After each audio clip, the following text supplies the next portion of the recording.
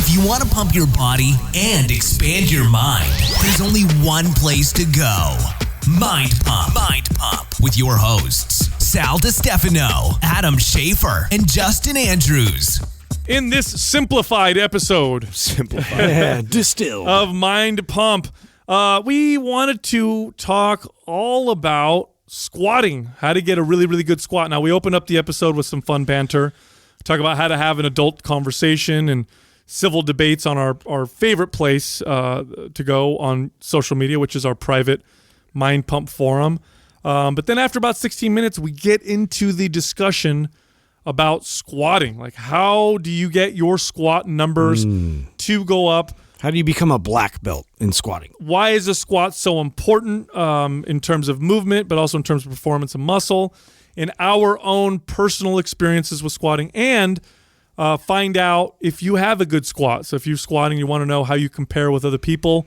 We refer to a chart that talks about, like, what percentage of your body weight is considered, decent, good, and great. In this episode, we also mentioned our Prime and Prime Pro correctional exercise programming. Very useful for people who want to be able to squat, who may not be able to because of pain or lack of stability. You can find those two programs. Actually, they're both bundled together in the Prime bundle, which means they're discounted on our website, mapsfitnessproducts.com. Also, this entire month, MAPS Aesthetic, which is our bodybuilder, physique competitor, and bikini competitor focused program. So this is a program that is specifically designed for people who are solely focused with the aesthetics of their body. They want to sculpt and shape their body to look balanced, to have symmetry, basically to look pretty. They want their body to look really good. Ooh. MAPS Aesthetic is 50% off.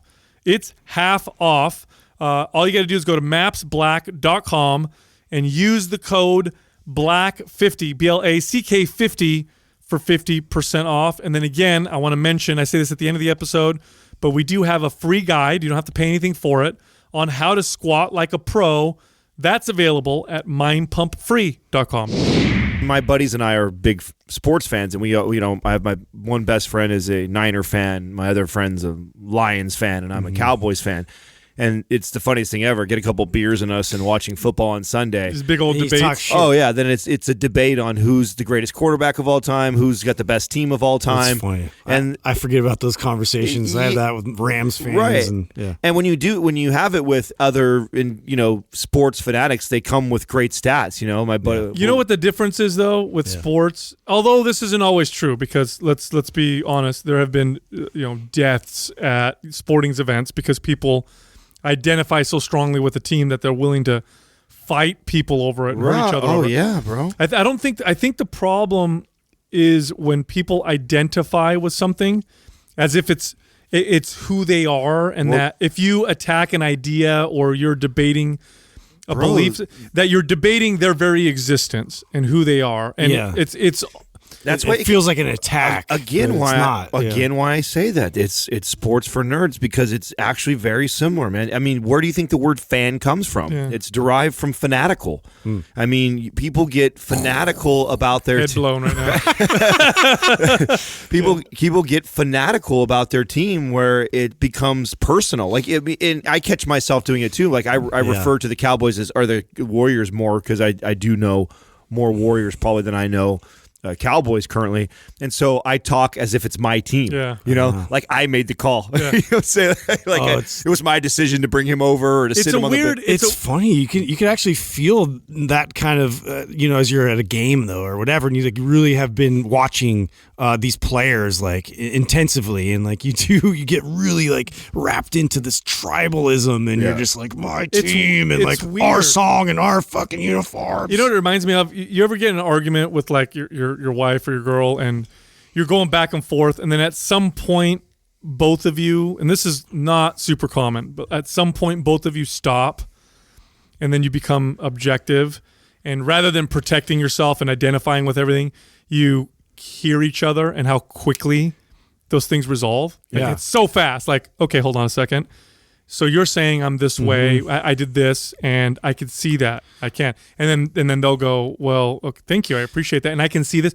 And then it's done. Dude, Yes, you told me that, and like I've actually been applying that, and not like intuitively, just like kind of reciting back like what their point was to them, so they understand that, well, so that you understand, so they hear what they're trying to tell you. But now it's like, but they're like, no, wait, you got it wrong. You got it wrong, and then they highlight where you got it wrong, and then that's all it was.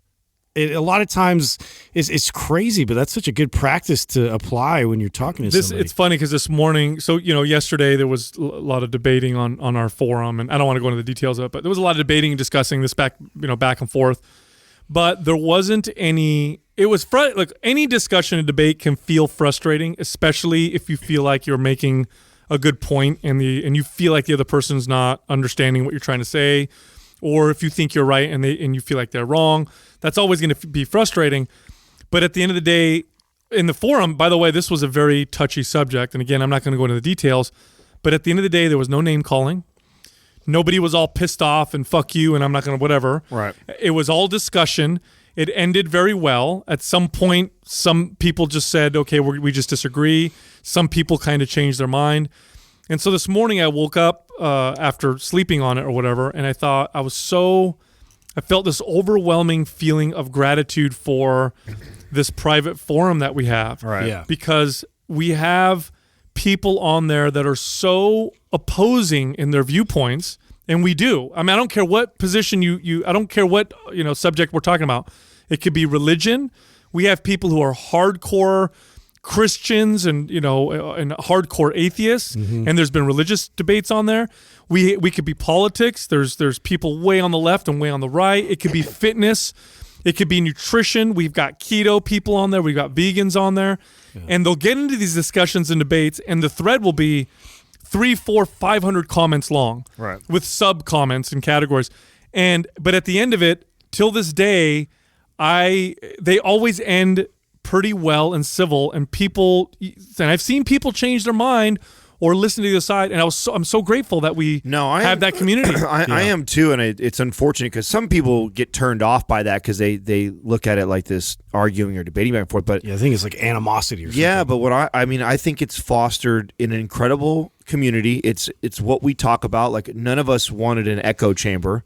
None of us wanted a collection of 3,000 people that think just like us. We've encouraged that since there was 3 people in there, to challenge our ideas, to not agree with us. Like, that's how people learn. And I think when we moderate that, and I think we did a good job. Really. And sometimes, some people can get offended or this or that, but I think we do a good job of sliding in there and moderating it and keeping it going in a productive manner, because these are the types of conversations that need to be had. And I think it's best when there's people with opposing views versus a bunch of us all getting on there and ragging on a topic and all agreeing. Like, how productive is that? At the end of the day, the one of the biggest, most impactful things I ever learned ever in my entire life was, and I learned this from a client, it was to examine and hear the opposing viewpoint to my own in an open-minded way, and to seek out the most educated and best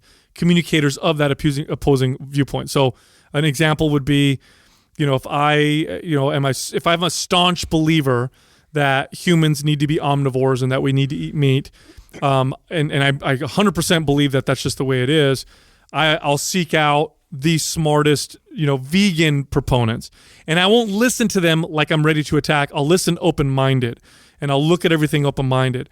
And the result of that has been that sometimes I've had my mind changed. Many times I've just strengthened my own position, but afterwards I'm always a better person from it. Right. And always I have more empathy. Right, because you can understand their point of That's view. it. Right. That's 100%. Because one thing that I found that's I think is 100% true, and I'll fight this and argue this all day long, is that most people don't have a viewpoint because they're bad people. No. Most people have a viewpoint because they're good people. Yeah, and they want better for other people. I think most of the initiatives are very positive in the beginning. Like, most people are considering other people, with policies and actions. It's the unintended consequences. I feel like now we need to discuss like how this all plays out. And I think that's where a lot of the discussion needs to happen even more these This is days. this is one of the reasons why I love fitness so much, because fitness is so much more plain and black and white. And although there's definite tribalism in camps, when it comes to fitness, it's way easier to open someone's mind to other viewpoints in fitness than it is to open someone's mind with more controversial topics like politics, religion, family, and that kind of stuff. It's just so layered. But with fitness, look, tribalism exists everywhere. With fitness, we talk about this ad nauseum. There's people who are in their camps with their training. Like, I only do this and it's the best way, and I only do that and it's the best way. And the way you train is wrong. The way I train is right. And really, the real answer is there's something to take from all of them.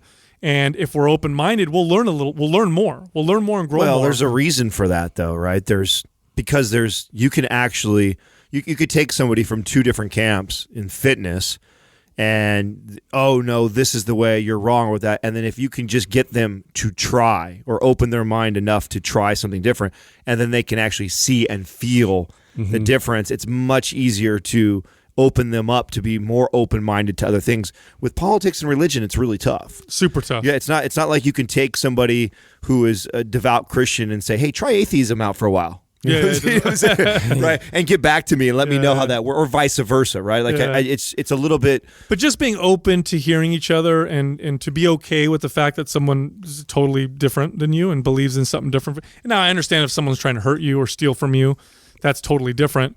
But it's just, anyway, I was really, really, really grateful, and I felt very blessed that we have. I don't know how many people we have on our forum. It's like 3,000 now. Something like that. Something like that, right? Very blessed that we have this community, and for so many different reasons. One is what I just talked about. The other one is from a business standpoint. It's awesome to have this group of people who will give you instant and immediate feedback on what you're doing right, what you may be doing wrong, questions or whatever. It also helps me talk to, I have this connection with many of the people on our forum just because I see them all the time and we comment all the time and talk to each other all the time.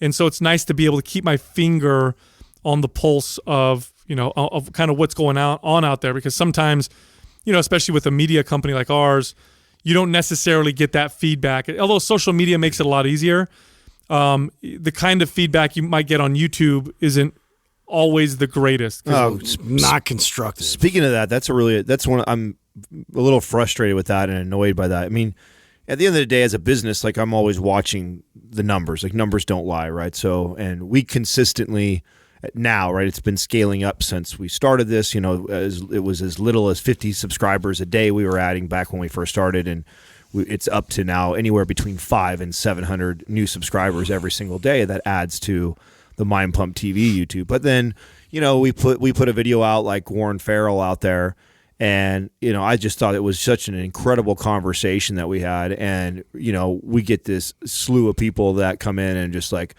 you're so angry because I'm here for the fitness channel and you guys are trying to open my mind to other things, and so I'm out. It's like, okay, later. See you later, dude. See you later if that's where you're at in your life. I want to grow, but I don't want to grow like that. Right, exactly. But that's okay. That's their prerogative. I mean, what you do as a business is you shape who your audience is, right? And at the end of the day, Mind Pump is more than just fitness, but we're very much fitness. Well, that's I was going to say, I mean, I think that these topics are closely related. I think that it's all health, isn't it? Yeah, our personal, social health. It's all tied together. Our relationships. I think that's the unfortunate part, is that people want to again separate it. It's not separate. It's all a part of it. What I love about the forum is that, it's so different as far as everybody's point of views, but there is a common theme amongst everybody, and everybody in there is growth-minded. Everybody is there to better themselves, both mentally, physically, spiritually, whatever. They're all there to better themselves, and because of that, that's what really unites everybody, which is cool, because we can all disagree on many topics, and I think it's very healthy that we disagree on many topics, because then you have, and it's kind of cool, we've definitely attracted a lot of really intelligent people like that.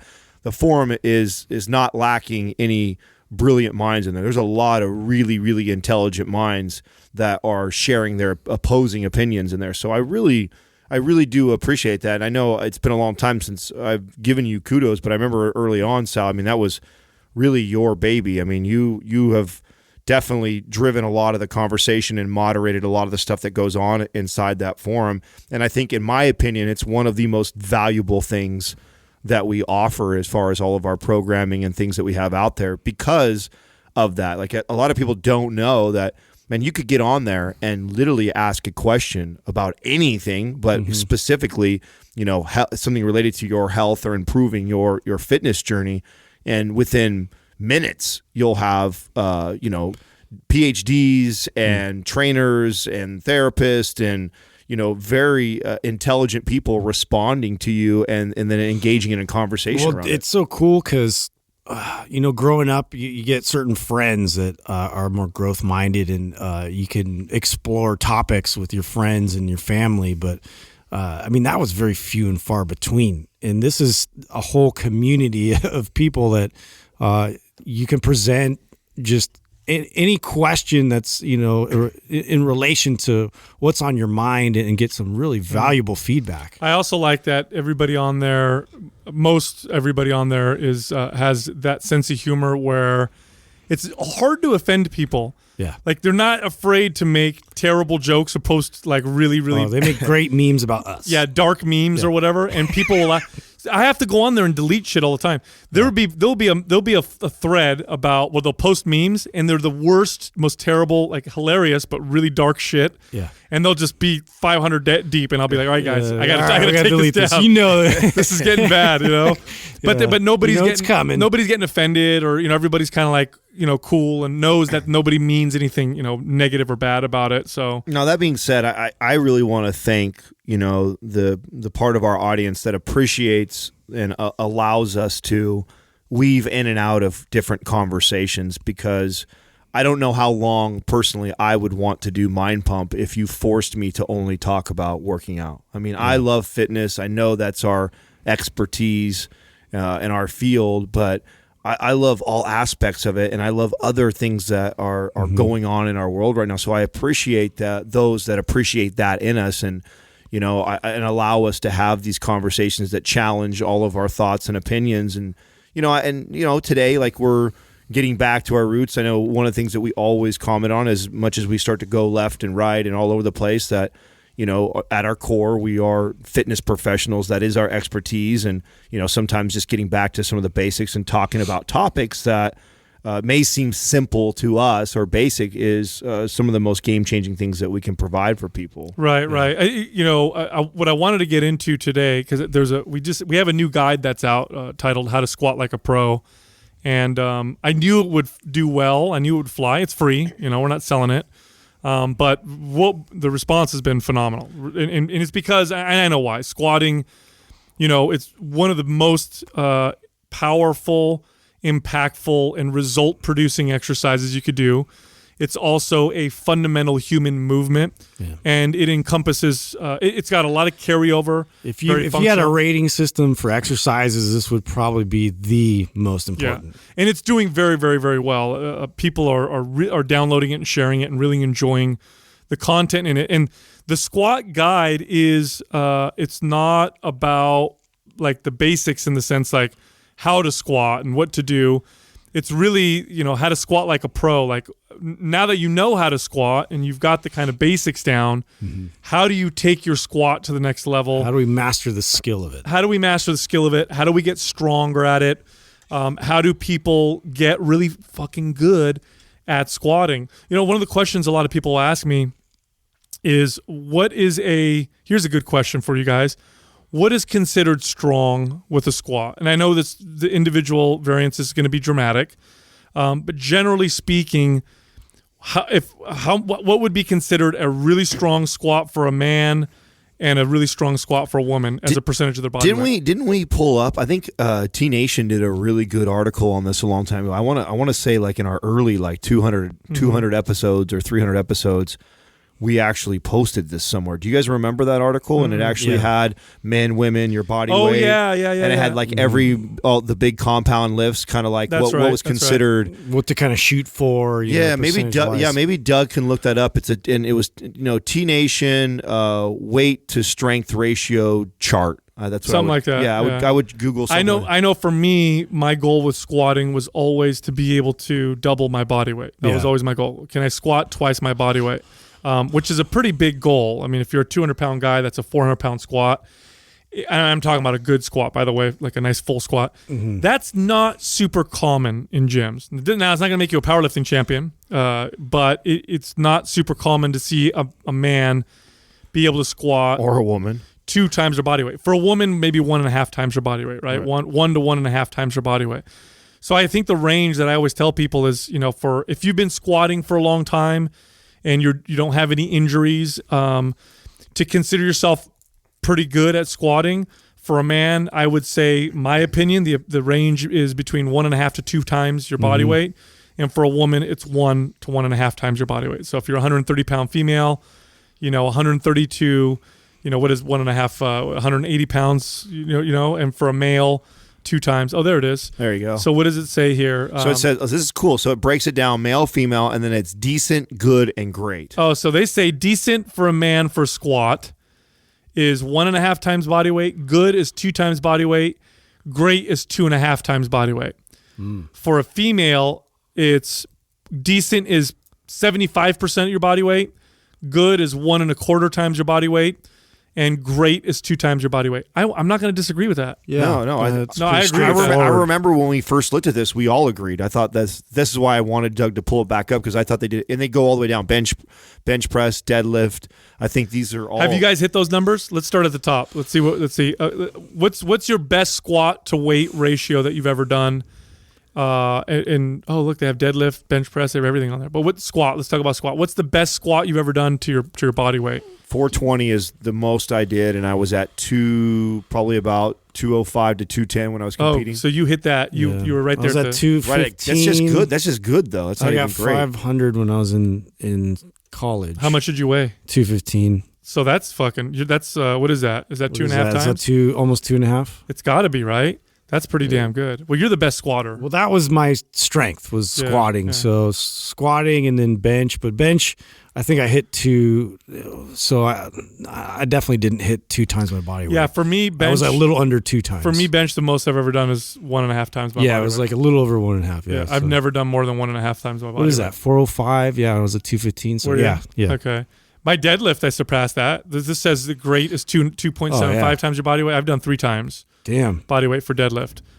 Interesting. This is a pretty cool chart. Yeah. But yeah, the squat is a pretty fundamental foundational exercise. Doug, would you make sure that you copy that and send that to Jackie so she can put that in our show notes? Because I think people will appreciate it. It'd be cool to see people, like put their stats out there. Yeah, no, this is a really cool article they did. It was a long time ago they did this, but I remember looking at it going like, oh, I totally agree with these numbers. I think these are really good. But what I love about this is like strength is the focus. You know? And I think we get away from that sometimes when we try and basically put out there what people want to know is how to change their body, how to look more aesthetically pleasing, this and that. Like, I love metrics like this where it's like, something tangible, but you can achieve more. Like if you put a lot of effort into it, you grease the groove, so to speak, as Pavel said, and you apply, the mechanics and the technique, you really see results. Well, let's be honest. If you're a guy and you're in the good to great range with your squat, or you're a girl and you're in the good to great range with your squat,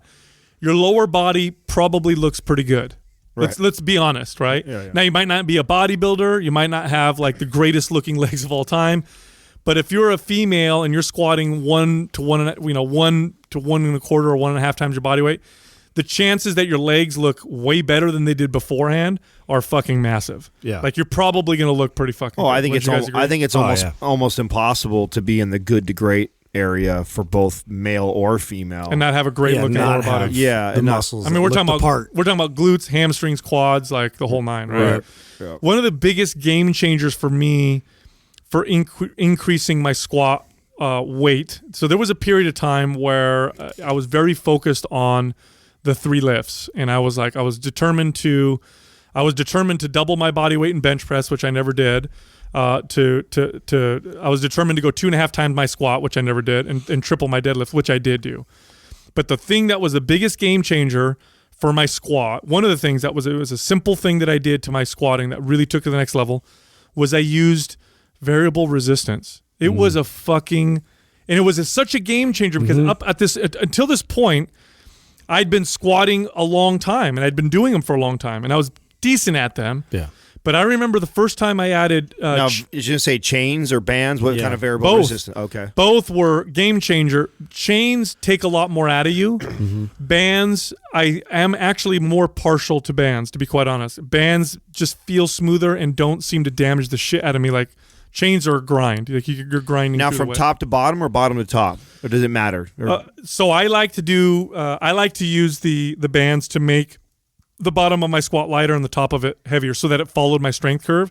So I would attach the bands to the top of the cage so that when I went down into the squat, the band was stretching more and more and it made it lighter at the bottom. That was a game changer for me. Yeah. And my theory on this is this, and I remember way back when I was a kid and first started squatting, the first time I ever really squatted, and I remember I was with some bodybuilder guys and they were, trying to get me to squat, and at that time I really hadn't, and I remember I could barely squat, 135 back then, and they wanted to put 225 on there. And I'm like, get out of here, dude. I can't even come close to that. And he's like, you just need to feel the weight. You need to feel what that weight is so you can get over that and you're not afraid anymore to lift it. You'll see your weight increase.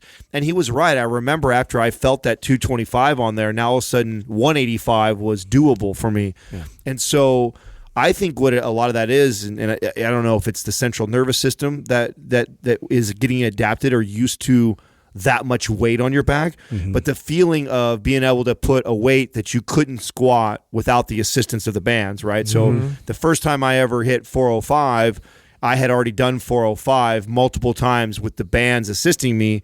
So it's like, okay, I got used to feeling what 405 felt like on my back when I'm at the top of that squat. And then when I get to the bottom, I get this nice assistance out of there. So it's not like I'm really squatting a pure 405, but it got me, I broke through that fear. Because if you've never, anybody that's listening right now, when you start getting up to that 300, 350, 400, 500 type weight on your back, it feels like it's a big difference than squatting your body weight. Like squatting your body weight, it feels so much more controllable. When you're holding something on your back, you feel like if you mess up a little bit, it's going to squash you. It's there's definitely that. It's interesting because it feels kind of bro sciencey, like, right? Like you want to just like get the weight on there and be able to acclimate to that weight. So you feel the weight and like you react to the weight, but it really does. Your body definitely like reacts to that, and like it understands and learns how to go through those mechanics, under that amount of stress.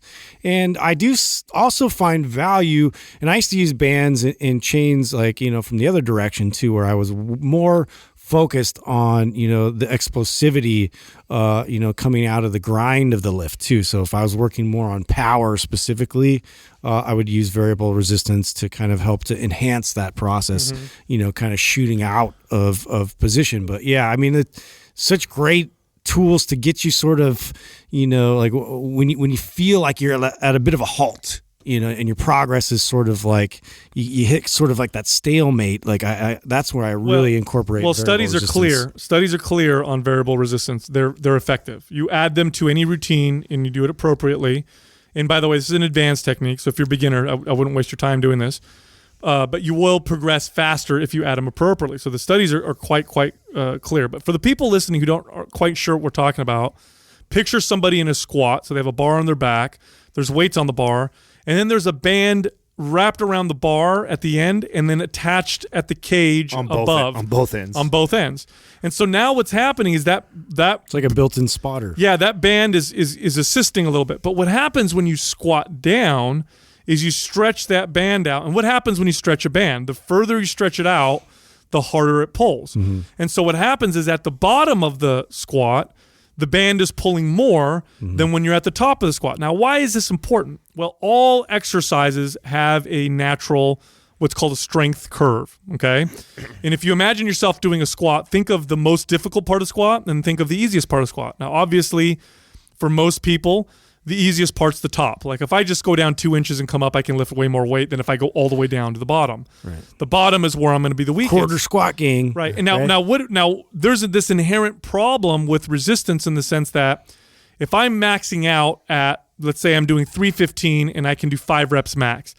The reality is I'm maxing out at what I can do at the bottom of the squat. I'm not maxing out at what I can do at the top of the squat, because 315 is my limit in my weakest part, which is at the bottom. What a band allows you to do is it allows you to overload the rep even at the top. So now I can load the bar with, say, 375, and at the top of the rep, it's closer to 375, but when I get down to the bottom, it's 315.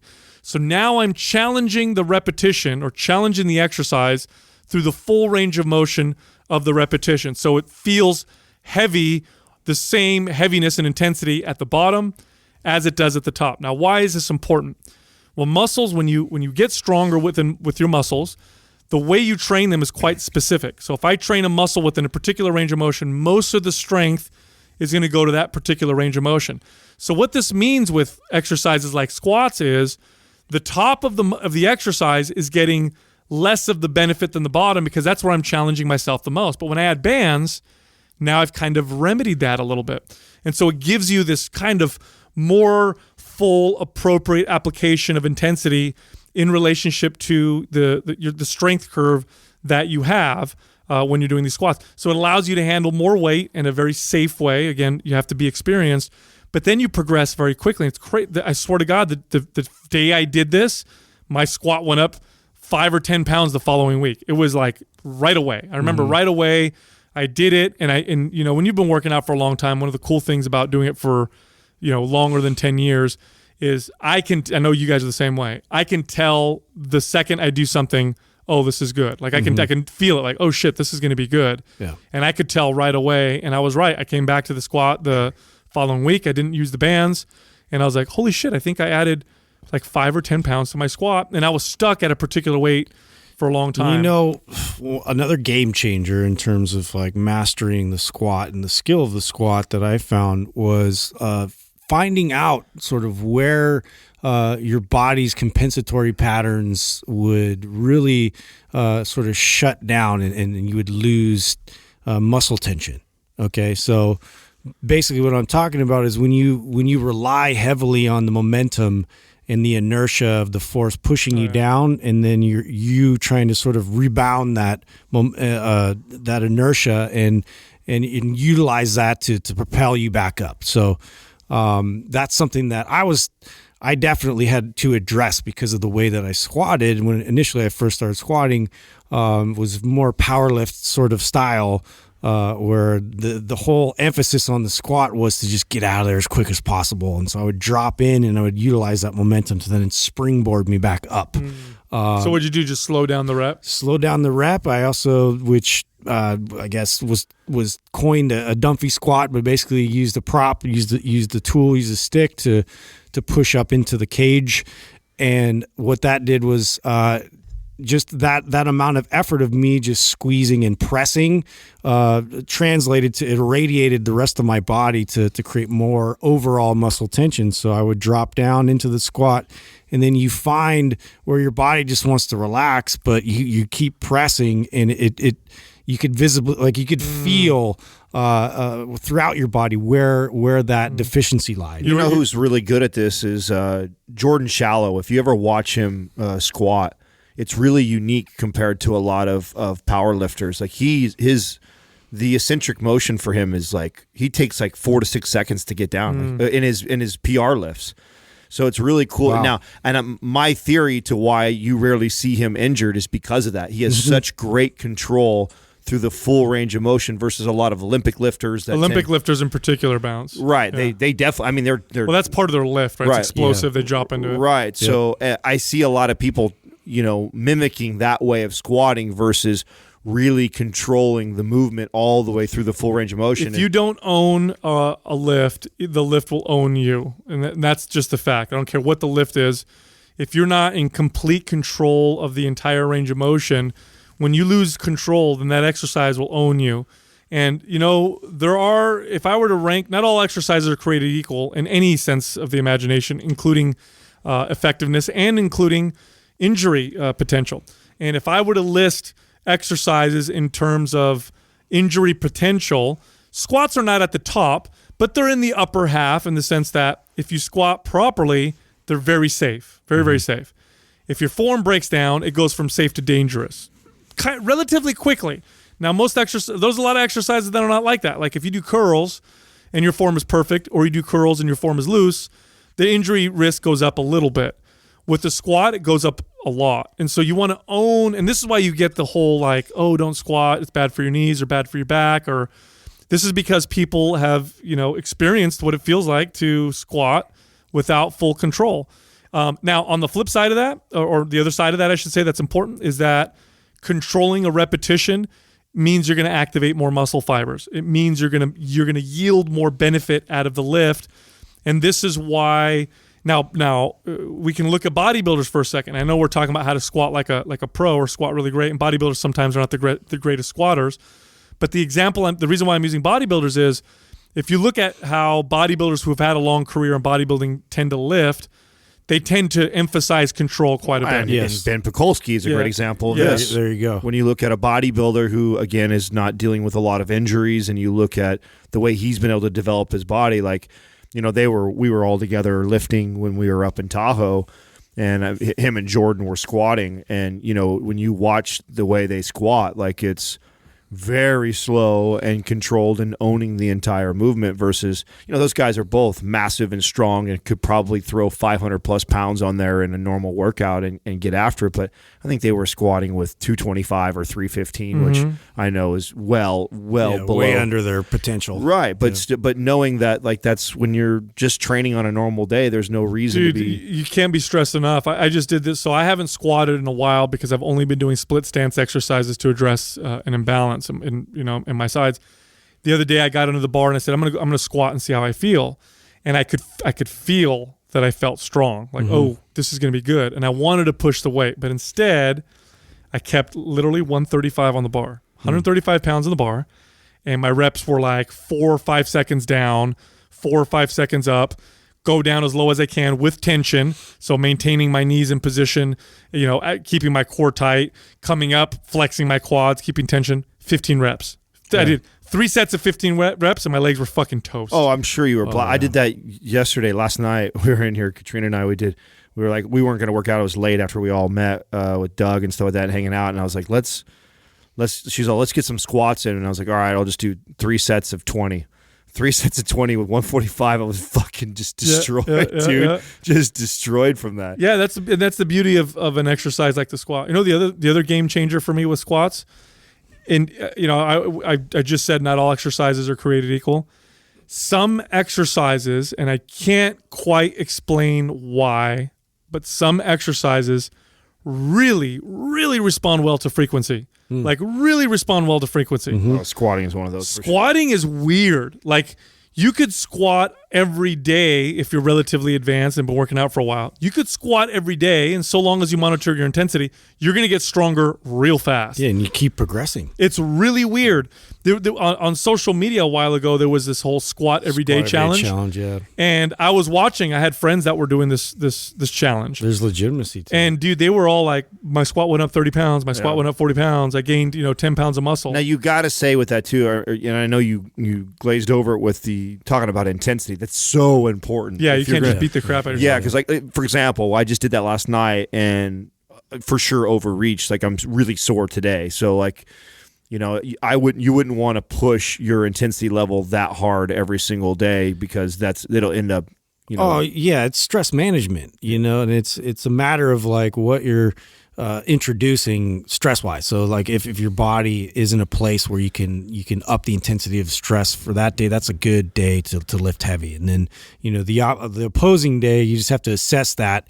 Based off your body's feedback, where that intensity lies, how much load to really apply, or just, for the purpose of that day, really mastering the mechanics and the skill and just going over that movement so you keep that same skill and signal alive. So it's just one of those things that if the thought process around the squat was more about, how do I improve upon the skill of it? You're just going to keep progressing. Now, something else to add to squatting like a pro that was a big difference changer for me, right, was one, to your point, Sal, the frequency thing. For many, many years, squatting was very infrequent in my routine. It was, I treated leg day as, I would do random exercises almost every time I did legs. I tend to gravitate more towards leg press and lunges because squats did just destroy me. And so it was never a consistent every single week I would even be squatting, much less once to twice or maybe even 3 times in a week.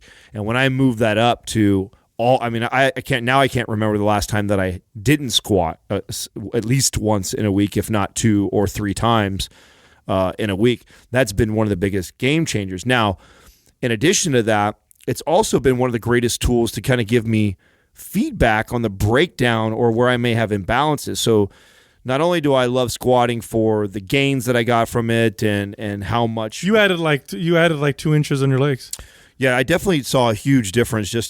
People we need to like appreciate that. Adding 2 inches to your legs after you've been working out for 15 years, that's a big gain, and it came from squatting a lot. That's all it was. 100%. And I've talked about this on the show before that I avoided it a lot because my mechanics were so poor. And and honestly, I was a young trainer at that time, and I really didn't know why. I just thought I was not built to squat because I was tall and lanky, and I had a terrible squat. My low back would be on fire after I did it, and so I'd still make myself do it. But then when I'd do it, I would be miserable, and I was like, man, this sucks.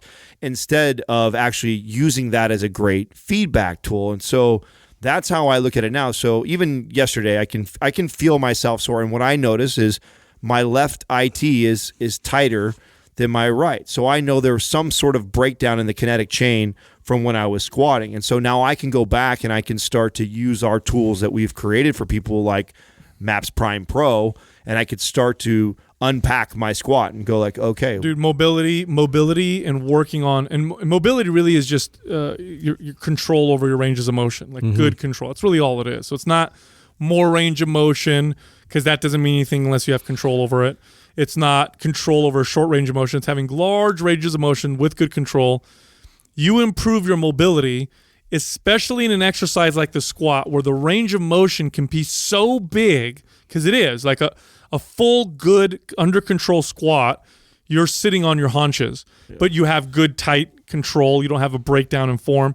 Most people can't do that. Most people. I couldn't can't do that. I couldn't. Yeah. And I honestly, I attribute that, the growth in my legs, to actually that part was just the consistency of squatting and working on the squat to improve upon it. And when I'm looking at improving, I wasn't really looking at my strength as much. Like, it was more about my depth and control for me, because and to be pain free. It was like, my goal was, can I get in a really deep squat consistently and not hurt afterwards, not feel my low back on fire, not feel my knees all achy, not feel my hips like someone's sticking a knife in there. Like, I had bursitis for years. It was just a common thing. I was constantly battling that. It's gone. I don't have any issues with that. Once I addressed, was it in your hip? Yeah. Oh wow. Yeah. So once I addressed my hip mobility and began squatting on a regular basis, I haven't had problems with that in years now. So, it's funny that those are the things that kept me away from squatting. But once I started to go after it, and this is the recommendation that I have to people listening right now, because I know I'm not alone in this, that there's probably a lot of you that have just said fuck squatting because it hurts or it bothers you. Oh, yeah. And what you got to remember, it's not the squat that's hurting you, it's the breakdown in your body that is. And instead of just avoiding it and then trying to find other exercises. Well, I think it's an important topic, because most people, when they see a subject matter like this, like mastering the squat, they think immediately, how much weight can I keep increasing? Right. How much load can I keep applying to this very specific lift? Where you went through that process, every inch that you went down in depth was like a whole new load you had to account for. Right. Like, where you're starting from a different position where your body is learning that position. It's learning, and now we have to apply load and increase it gradually, just like you did from where you started. Let me communicate it this way. So imagine if you couldn't walk. Imagine if every time you tried to take a step, it hurt really bad. Now, your goal would be every day to try to learn how to walk without hurting and get good at it, because we all understand that walking is a fundamental human movement, okay? So is the squat. The squat is also a fundamental human movement. Right. So if you find yourself in pain and you can't do a squat because something hurts, your goal should be, and yes, I know that there are definitely situations where this may not be true, whether you have an injury or some kind of a genetic difference in your body, but that's actually quite rare. Squatting is something that humans are supposed to do, just like they're supposed to be able to stand up tall, just like they're supposed to be able to reach up above their head with their arms, and just like they're supposed to be able to walk. And I know that someone's listening right now going like, well, my doctor said absolutely no squatting. Yeah, of course. I hate that. And you got to and you have to remember that no squatting with bad, form and terrible conditions. Right. That's their job is to protect themselves from lawsuits. Right. If I'm a doctor and I just fuse some disc on your back and then you say, hey, I'm a big fan of Mind Pump, they tell me I should keep squatting, he's going to disagree. And he's going to disagree because of that exact reason, is that you've already had a major injury somewhere there. If you squat with bad form, you potentially can hurt it again. And so that's the shitty thing, is that we have doctors that are giving that advice because they need to, because they have to protect themselves. So I understand why they tell clients that. But the reality is exactly what Sal is saying, is that if a doctor told you, hey, you probably shouldn't walk anymore, would you just give up on it? Like, there's no way I would give up on it. Like, I don't want to just say, if there's a possibility I could walk again, I'm going to do everything in my power to work towards that. And the funny thing is, why do we treat that different than squatting? Like, squatting is as fundamental as walking. Because you have to get up and get down for the rest of your life. And if you just write it off as a movement that you can't do because you had some sort of a surgery, well, fuck. You know what's going to happen is all that shit's going to compound, and you're going to, in 5, 10, 15 But that's years. not even the big problem. It's not even the people who have a surgery who say they can't squat, although that is an issue. It's the people who've never had any issues. They've never had a surgery. They've never had, and they just can't squat, and they're just like, it hurts, and so I'm not going to do it. And it's a fundamental human movement, and the goal is to get good at it. And when you do get good at it and you train it, because it's a fundamental human movement, your body develops in the way it's supposed to, and the carryover of strength that you have from a squat is phenomenal. Like, if your squat goes up, so does your deadlift. Like, if your deadlift goes up, your squat doesn't necessarily go up. Powerlifters have known this for a long time. In fact, many of them will take a week or 2 weeks off deadlifting, just focus on their squat in order to get their squat to go up. It's got that much carryover. And here's some takeaway advice for people listening right now who do squat, and who just want to get a bigger squat and see what happens. Because I tell you what, you get your squat to go up in weight with good control, watch what happens to your physique, watch what happens to your muscle, and watch what happens to your other lifts. And so here's some good takeaway advice. I think you should be squatting between 2 to 4 days a week. I think one of those days should be a hard squatting session. One of those days should be a mobility-based squatting session, although I do think mobility work should be done every day, but I'm talking about where you're devoting the whole workout to like mobility and movement. Right. That's one of those days. And I think one of those days should be with varied resistance, where you're using bands and chains and working with these, and watch what happens. Watch how fast you progress. It's fucking insane. Now, if you're really sore, if you feel really burnt out, make sure you reduce the intensity. And then when you start to feel good, you boost the intensity. But like I said, one of them should be like purely on mobility. One of them can be hard. One of them can be this, kind of working with variable resistance. And then if you are doing a fourth day, go in there, do higher reps, and just kind of get a little bit of a pump and watch what happens. It'll blow you away. Take some time with it, take it like incrementally. So wherever you are currently, just shave, go down that just half inch, another inch, like work with tools and use a bench and work your way out. Like, what you need to do is teach the body where to apply force and how to summon that force to be able to get you up and to get control over your body through that movement. So, and you guys are continuing to speak to the advanced group, because I know that's the Squatting Like a Pro is more geared toward that. I'm going to keep speaking and addressing the people that want to squat like a pro but think they can't. Yeah.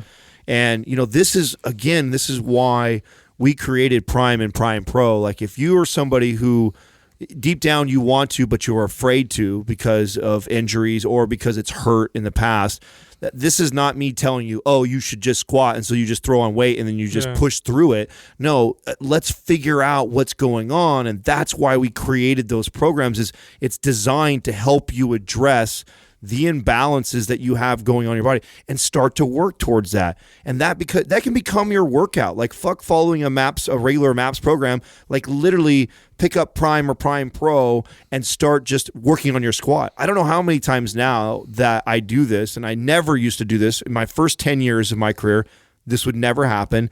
The back half of my career, this happens all the time. Like yesterday night, I'm just not in the mood to do anything. I've got a long day. I don't feel like exercising. But just me getting 3 sets of 20 on squats, and I feel like I had a great fucking workout. Mm-hmm. I mean, it's the one movement I can do that with. There's not a lot of movements that I can just go into the workout and that's all I do, and I could leave it and feel like I really accomplished something because it addresses the entire body. It's such an incredible foundational, fundamental movement. It's such a powerful tool, and if you can figure out a way to get your body to be able to use that tool, your progress is going to explode. If you don't use that tool, are there other exercises that can build muscle and strength and all that stuff? Of course, there definitely are. But for the vast majority of listeners, none of them are going to be able to do what a barbell squat will be able to do for you.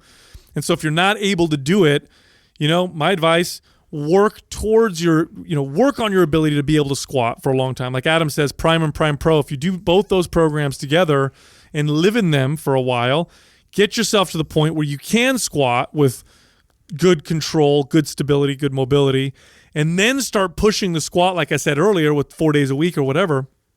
Man, watch what happens to your progress. And I'm talking about not just direct progress. Of course your legs and your lower body are going to develop. The indirect stuff that comes from squatting as well. Like, I talk about all the time on the podcast how resistance training is the best way to get lean because it speeds up your metabolism. Let me tell you something. You get good at squatting, you start squatting, and you develop half of your body, because that's what your legs account for, is half of your body. Watch what happens to your fucking metabolism. Watch what happens, how many calories you start burning on a regular basis. You want to get lean, that's a great way to do it in an indirect way, but it's a very powerful way to do it. Right. And then, of course, the rest of the body starts to develop as well, because although there is a specific stimulus that happens when you train a particular part of your body, there is a systemic effect that tends to happen as well. And there's this old myth, it's not a myth, there's this old saying, I should say, in bodybuilding, where they used to say one of the best ways to add an inch on your arms is to add 50 pounds to your squat. This is an old school saying bodybuilders have been saying for a long time, and there's definitely some truth to it. Like, I know guys who neglected their lower body or weren't able to do some of these amazing exercises, threw them in, and they'll message me and be like, my arms and shoulders got bigger. Like, what the hell's going on? Right. There's that systemic effect that happens as well. Speaking to the indirect things that you mentioned right there too is, when I talk about the bursitis in my hips, it wasn't squatting that fixed the bursitis in my hips. It was the mobility that I had to address in order to squat well that fixed my hips. That's right. And the same thing goes for low back. I can't tell you how many clients that I've trained that were afraid to squat because their low back hurts all the time, and then when they squat, it makes it worse. And instead of us saying, oh, let's just never squat again, okay, let's start figuring out why that is. And very, very common, this is super common, is to have low back pain, okay? And a lot of that is because we sit in desks all day long, we sit in our cars all day long, and you get these really tight hips. And then you try and load that, and then you go down in this deep squat, deeper than you're used to going to, and then it pulls on the low back, and then it aggravates your low back. So what we need to do is we need to open up the hips, and we need to gain mobility and flexibility and range of motion in the hips to allow you to comfortably deep squat. Now, once you get there, doesn't matter how much weight's on your back, you'll start to see the low back start to feel better and better. And it's not necessarily because you're squatting, it's because the work that you need to do in order to squat well. And that's where the real carryover is. And then what's neat is when you've spent some time, and it took me at least a year, I'd say a solid year of really, really trying to address this, to where now I have to put very little effort into priming. I can get down into a very deep squat, and just by me keeping up this consistent deep squatting every single week has now continued to. So I had to put a lot of work in to get there. A lot of work, a lot of consistent priming, constantly doing my hip mobility stuff to get to where I'm comfortable in a very deep squat. Now all I have to do is deep squat on a regular basis, and it keeps all that pain away. Yeah, I want to touch again on the variable resistance, because I although you're starting to see people use it a little bit now, I still think people don't really realize the power of it. You guys have both used chains and bands before, right? Yep. What do you guys prefer between the two? Bands. It depends, right? I like, if I'm going from the top up assistance, I really like bands assisting me, like we talked about. But I like chains too. I do like the way the chains feel coming out of the hole. Yeah. I really do. It's good for the grinding lifts for sure. Yeah, and you're right. There is something that feels different. Even though the strength curve should kind of match, there is something that feels different when you're coming out with chains. So one thing that I learned from watching powerlifters is one way to apply chains is, obviously you have a heavy chain that hangs off the side of the bar. So when you're squatting, more, the chain is hitting the ground and you're lifting less of the chain, so the weight's lighter at the bottom, heavier at the top. What they'll do is they'll attach at the bottom of the chain, they'll attach a bunch of other chains to the bottom so that when you come up that last 4 inches, the weight significantly jumps. Yeah. Yeah. Have you guys ever felt that before? Yeah. That is a really interesting feeling at the top. It's where you just you get real tight at the top and you get that that power tension. into that extension. Yeah, it's really awesome. Well, the guide that we have is free. The title of it is How to Squat Like a Pro. We'll have the link on the show notes, but if you can remember this link, all you got to do is go to mindpumpfree.com. You can download the guide, check it out, and of course, if you have any questions, feel free to DM any of us. So we try to answer all those DMs. Thank you for listening to Mind Pump. If your goal is to build and shape your body, dramatically improve your health and energy, and maximize your overall performance, check out our discounted RGB Super Bundle at mindpumpmedia.com. The RGB Super Bundle includes MAPS Anabolic, MAPS Performance, and MAPS Aesthetic. 9 months of phased expert exercise programming designed by Sal, Adam, and Justin to systematically transform the way your body looks, feels, and performs. With detailed workout blueprints and over 200 videos, the RGB Super Bundle is like having Sal, Adam, and Justin as your own personal trainers, but at a fraction of the price. The RGB Super Bundle has a full 30-day money-back guarantee, and you can get it now plus other valuable free resources at mindpumpmedia.com. If you enjoy this show, please share the love by leaving us a 5-star rating and review on iTunes and by introducing Mind Pump to your friends and family. We thank you for your support, and until next time, this is Mind Pump.